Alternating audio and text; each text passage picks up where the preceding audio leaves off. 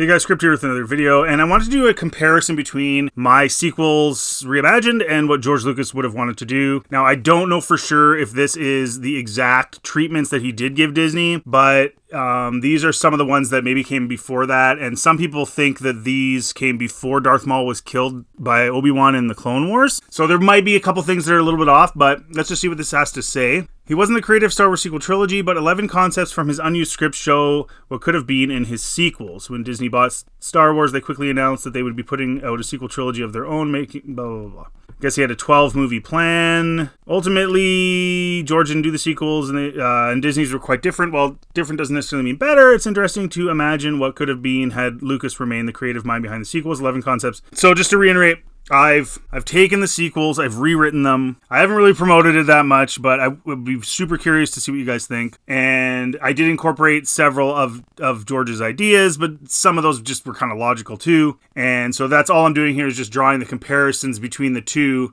And then I'd love to hear what you guys think of the differences that I made and whether or not you think George's sequels would have been better than what we got or what I also did. Number 11, his sequels would have centered on Leia rebuilding the Republic. In Disney sequels, the New Republic is destroyed, and it's destroyed quite early on. Although the Star Wars sequels show some aspects of the New Republic and Leia's political involvement in it, not really. As do the Star Wars TV shows such as Ahsoka. We're not talking about the shows, we're talking about the movies. The New Republic's rapid demise in The Force Awakens didn't leave much room to explore the political system's history or ins and outs. In fact, despite 30 years passing, which would have been offered ample opportunity for the Republic to become established, it is decimated quickly and not restored throughout the trilogy. By the beginning of The Force Awakens, Leia has also much more focused on the Resistance than on politics. Well, yeah, I mean, she's the Resistance. See, of course, they put it in a book because everything's so discombobulated with Disney. But in the aftermath or whatever it is, the New Republic doesn't believe Leia when she tells them that there's another empire or whatever, the First Order, because she was Vader's granddaughter. We're just going to throw away everything you did for us and the rebellion and everything else because you're Vader's granddaughter. Meh. So dumb. And so they don't heed her warnings, and then so she actually forms the Resistance, which is like she basically commandeers a bunch of Republic ships, a small fleet, which is pretty pathetic to go against, I guess, the First Order, which somehow just exists and is this all-powerful thing that never gets explained. Leia's role in this would have also been particularly meaningful, given that she would have been following in the footsteps of both Bail and Padme. George's plan for the Republic would have been very different. Leia would have built the Republic back up to the heels of her very successful leadership of the rebellion. This no doubt would have provided a more detailed look into how the galaxy recovered after the Empire had created such severe schisms, which would have been proven interesting. Leia's role in this would have also been particularly meaningful, given that she had been following the footsteps of Bail and Padme. I don't know why they had to write that twice, but what I did was I actually show you the New Republic.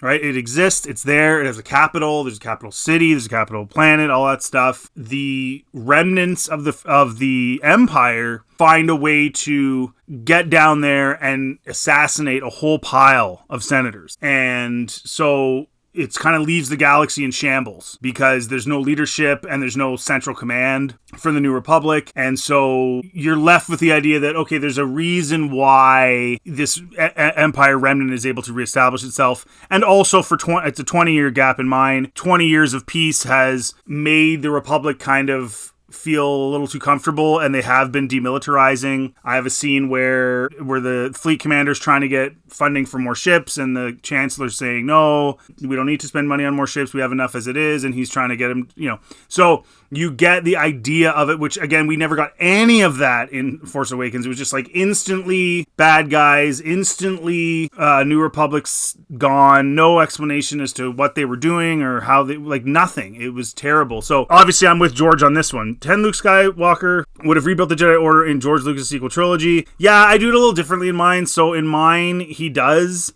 but in between 6 and 7, what happens is, so instead of Ben having a dream and then Luke wanting to kill him and then Ben going mental, which is just a really quick, shallow, sloppy way of making him a Darksider in the first place, but what actually ends up happening is that when Ben's a little kid, he's abducted by this shadowy figure, this new kind of emperor character. And once that happens, Luke doesn't feel like he can protect the children anymore.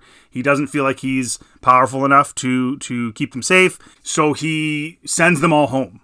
So rather than just flick of the moment scene, and then Kylo goes nuts and burns the temple or whatever he did, and kills everybody, he is abducted, and then he's manipulated as a kid. So it's a totally different way of viewing it. And so Luke hasn't abandoned the Force, he hasn't abandoned the Jedi, he still believes in them. He's just questioning his own role now, because he's like, man, like, I wasn't there for those kids, like, or I wasn't there for Ben, how am I going to protect these kids? So I can't do this now. So then he goes to Ahch-To, he's there for several weeks, he's trying to find out where Ben is in the Force, he's trying to find him, he hasn't been able to find him in all these years, and Ahch-To is very powerful, it enables him to tap in a little deeper. So he's trying to find Ben, which again makes more sense than just Ben turns bad and everything goes crazy. And Luke, thinking of killing him, which is ridiculous. But I do it off screen. I don't actually show Luke's Jedi Order. Even more disappointing than the quick destruction subsequent to the New Republic trilogy is that Luke Skywalker not only brought the New Jedi Order, but also his temple has fallen apart. Yeah, I don't need to go into this. We know. George Lucas intended to give audience what they expected in Luke Skywalker's sequel story. In this version, Luke would have successfully reestablished the Jedi, recruiting a number of younglings. So again, a little different than what I did, but again, I think I honored to some extent what George was trying to do, with, of course, some changes and differences. Darth Maul, bro, he's dead. He's died twice. Again, I'm not sure if this was actually in the treatments he gave to Disney, but he's dead. He's died twice now. He's dead. Leave him dead. This goes on to say something about Solo, but I think Solo, his projection in Solo, that takes place potentially before his death at the hands of Obi-Wan in the Clone Wars. In fact, I'm sure of that. But yeah, he's dead, bro. He's dead. Darth Talon, cool character. But again, I didn't use her in mine any more than I used Maul. Yeah, I mean, she would have been cool, but again, having Darth Maul survive again and then having an apprentice, it's getting to the point of kind of stupidity with all these people surviving every single time something happens to them. Stormtroopers would have led their own rebellion. Not entirely. George Lucas' sequel trilogy would have started their own rebellion, desperately clinging to the remnants of the Empire and refusing to admit defeat. Oh, okay, so they're just rebelling against the New Republic. They've started their own rebellion, desperately clinging to the remnants of the Empire and refusing to admit defeat. Okay, so they're just being stormtroopers. That's not really a rebellion. They're rebelling against the New Republic, I guess, but okay, whatever, I'm fine with that. But no, in mine, the stormtroopers are just stormtroopers. They're remnants, and I guess they're refusing to admit defeat, but they're just part of, the growing empire that, out of what was left after Endor. 6 more Jedi would have survived the dark times in Lucas's vision. Not 6 more, but number 6 more Jedi. No, I don't want this. And again, it goes against what George wrote. Like, Luke was the last of the Jedi, and he's the last of the Jedi in mine until he starts training his niece, who is Rey Solo. No, there's too many as it is, and they're all meeting each other. The galaxy is shrinking. It's the size of a planet now. They're just going city to city, basically. There's way too many of them. And he wrote Order 66 like it was supposed to be something really massive and crazy. And then he makes Luke the final hope. And the hope is built on him rebuilding the Jedi Order after Episode 6 if they're going to continue. So why would you have more? That doesn't really make any sense. No, I did not do that. That's, to me, super silly. By the way, the Jedi Order at the end of mine does get reestablished, just in a different way. Number 5, Sith Force Ghosts would have been introduced in George Lucas. No, you can't have Sith Force Ghosts. I don't think the Force is going to reward the Sith with the ability to interact with people in the world after what they did in manipulating and twisting the Force the way they did for their own selfish gain. That was a rule that I think, as an established rule, made perfect sense. I totally would disagree if George did this. However, what I did was kind of a cool twist on it. So rather than having Forced Ghost Sith, the new shadowy ancient Sith Emperor is able to project a Force Ghost to manipulate somebody. So it's not a real Force Ghost, it's him doing it. And so what he does is there's a couple scenes in my sequels reimagined where Ben, who has been taken, of course, it shows him being manipulated by what would appear to be a Force Ghost Vader, sort of a Vader in flames, sort of Force Ghost looking guy. But really it's this ancient enemy. He's using that ability to project that fake Force Ghost to Ben to manipulate him into thinking that, Luke killed Vader, and Vader, he's doing Vader's bidding, he's doing what his grandfather wants, and all that other stuff. So you get a twist on it. You don't get it in reality, but you can see how that would manipulate Ben. I thought that was just a much more creative way of doing it, rather than saying, oh yeah, Sith can be Force Ghosts now, the Force is going to reward them with eternal ability to speak to people. Like, no, like that's a terrible idea if that was what he was doing. Luke Skywalker would have taken on the Obi-Wan role. Yeah, I mean, passing the torch to the next hope. Yeah, that's basically what I do. I mean, Rey is Ben's younger sister. She's a Solo. Han and Leia take her to Ahch-To to see Luke and to warn him about what's going on after all those assassinations took place. So you do have the reunion with Luke, Han, and Leia as well. But rather than them going on like a crazy adventure, I kind of thought, we do need to kind of transition into the new cast and the new characters. And so he does train Rey, and he actually does train Rey. And Rey does have lots of failures throughout the trilogy, and things don't always go super duper well for her. So again, Luke hasn't given up on the Order, and he does want to see his niece part of it, but it's a little more complex and has some nuance to it, and there's things that are going on. So, I mean, yeah, he's kind of like the Obi-Wan to Rey, yeah, in a lot of ways. So I agree with that. George Lucas would have made Leia the Supreme Chancellor. I do the same thing. After everybody's assassinated, a large portion of the galaxy is just in disarray. Some of it is being taken over by the Empire remnants and this new shadowy figure. And so Leia does become Chancellor of sort of a smaller set of systems because just everything's in disarray with no leadership and no organization. So she definitely does. She's still kind of a general in the sense that they're still going through space and they're still doing things, but they are having meetings, and she is the Chancellor. And so there is that title. Incredible update in her story, particularly in light of how much of her life she dedicated to the galaxy, defeating the evils that rose up. And I like the fact that she doesn't have to be a Jedi to be an interesting character. Leia does not need to be a Jedi. I'm cool with people that like that she was in the EU and stuff, even though she kind of was and kind of wasn't. She did eventually say, no, I got to get into this realm, the political realm, because that's where I can help. So I like that she has that role, that she's a powerful voice and a strong woman who doesn't take any crap, and she's leading the political side of it, while her brother and her daughter and stuff are doing the other side of it, the Jedi side of it. I think that's cool. And I don't think that her not being a Jedi diminishes her role in any way, shape, or form. She's still of extreme importance, and she's an extremely important character in my sequels. One thing I did do, though, that I think Disney should have done is Carrie Fisher passed away. She just passes away off screen in mine. I didn't want to include her in episode 8 or 9, excuse me. I didn't think it was right. I didn't think it could be done well. I tried to treat it like as if I was making those movies when they made them. And Carrie passed, so I was like, you know what? She just passes away. We got to move on from that. However, she leaves a couple things behind that are kind of cool, so she's still kind of part of the story, even though she did pass away, which I think they could have done that and done it very classy, but instead they just threw her in there training Rey as like a digital CGI Leia. It was kind of... Anyway, I just didn't like that, so I did it the way I think they should have done it. So I'm just throwing that out there, just see what you guys think of it. Sequels would have revealed Leia to be the true chosen one. Yeah, see, this is where George kind of pigeonholed himself when he made Anakin Space Jesus, because... So you had the prophecy, did he fulfill it or didn't he? If you're going to have sequels, then you can't have Sith. And if you don't have Sith, how interesting is that going to be? Because what makes Star Wars so cool is that there's just few people, and there's this counter on the other side with the red lightsaber and the manipulating of the Force and being twisted and all that stuff, and the physical traits take on sort of the evil that they're espousing.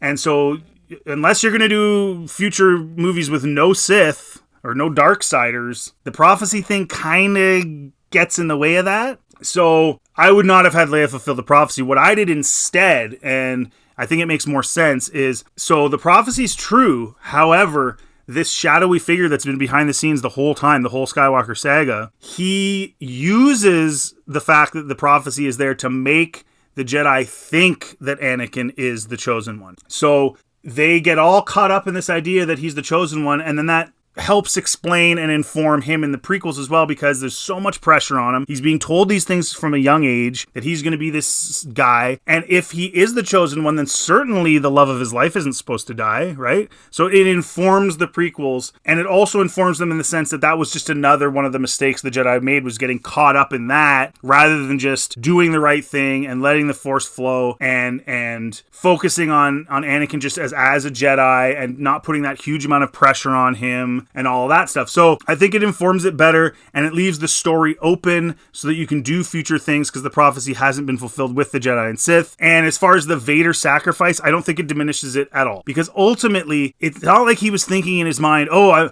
gotta fulfill the prophecy, throw the Emperor off down the chute. If that was the case, he would have killed the Emperor long ago. Luke didn't convince him to fulfill the prophecy. Luke said, Dad, I'm your son, I love you. Are you gonna let this guy do this? Are we gonna go down this path where this evil just continues? Aren't you going to help me? Don't you love me? And it was his love of his son. And that's all I need. I don't need the prophecy to really enjoy what Anakin did for Luke. I don't need that. I think you can just sort of explain it as this evil entity or person or whoever it is using that to manipulate the Jedi. And there's more to that I don't want to get into. There's a huge twist in my episode 8 that makes it all make sense. It's kind of Vader-esque to Luke, I would say, but I'm not going to reveal that. You guys can check it out. I really want you guys to give me your opinion on that. The sequels would have brought back midichlorians in a major way. You don't need to. I don't know if this makes much sense to start of getting into the weeds with the sciencey side of it. I mean, that's part of the reason some of the stuff they're doing now is kind of cheese, because they're focusing so much attention on Palpatine clones and explaining Palpatine, and there's so much, sciencey stuff in it.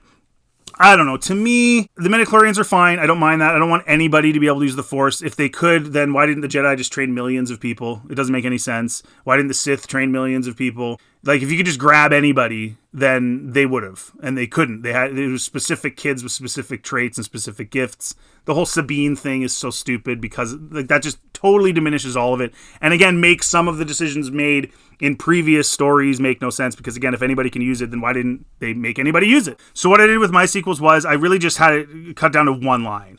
So there's a scene in episode 8 where Luke, who's imprisoned, is speaking with, and he's imprisoned in like a electromagnetic field thing, so he can't like use the Force and stuff. He's talking to the new sort of emperor, the new threat. This threat now has taken over a large portion of the galaxy, and he's telling Luke that it's over. Basically, what's going to happen is every single child born in my galaxy is going to be tagged, coded, and tested for midichlorians, and if they have midichlorians, they're going to be put to death. So essentially, I have the midichlorians in there, but they're not a focus, and that actually makes more sense because the baddie doesn't want new Force users or new Jedi being trained, which, again, if anybody can use the Force, you can't have those lines anymore. It's just like anybody, so it's kind of stupid. So if it's people with midichlorians, then he's going to deal with them so that they're never a threat to his new empire, and he's going to rule forever kind of a thing. So I think that makes more sense. I would not go down the road of like, let's just have a big midichlorian fest. I think that's kind of dumb. I don't mind the midichlorians. I think they make sense. I think they draw a line in the sand for us that creates the ability to write stories that make sense instead of having Sabine getting stabbed and just some rando that's going to learn how to use the Force now. Then anybody could, and anybody could have in the past. So again, why wouldn't they have? So yeah, so basically that's what it comes down to. So there's just a few things about Lucas's sequels I agree with and kind of did involve in mine, but there's also some stuff that I think is kind of stupid, as I've already described. What do you think? Do you think George's sequels would have been better than the sequels we got? Do you think my sequels would have been better than the sequel we got, or better than what George might have done, if this is true, if this is what he was planning on doing? And feel free to check out my sequels. I'll put the link to part 1 of episode 7 in the description, and then it just continues from there through the playlist. There's three essentially full-length films. They're not really films, they're more like kind of animated storyboards, maybe is the best way to put it, using, transforming footage and adding different things and different planets, different stuff like that. So it doesn't look particularly great all the time, although there's some phenomenal fan film footage that I've used and transformed that does make it look a lot better too. But again, it's just supposed to tell the story in a way that's entertaining enough visually that you don't like totally want to shoot yourself. So anyways, feel free to check that out, guys. Let me know what you think in the comment section about all this. And as usual, like and subscribe really helps the channel, and have yourselves a really good day.